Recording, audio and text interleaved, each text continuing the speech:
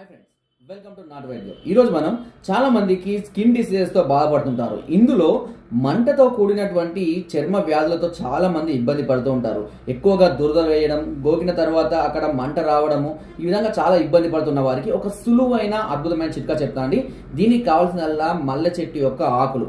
మల్లె చెట్టు దాదాపు అందరికీ అందుబాటులో ఉంటుంది. అది సన్నజాజి మల్లె కావచ్చు, లేదంటే మీరు ఇంట్లో మనము పూలు పెట్టుకునేటువంటి మల్లె పూలు కావచ్చు.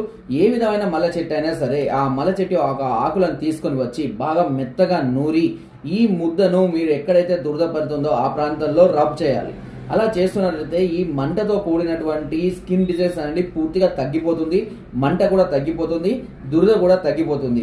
గజ్జి, తామర ఇలాంటి వాటి ఉన్న ప్రాంతాల్లో కూడా వీటిని అప్లై చేసుకోవడం వల్ల మంచి ఫలితాన్ని పొందుతారు. ఇది ఒక మంచి యాంటీబయాటిక్ లాగా మనకు ఉపయోగపడుతుంది.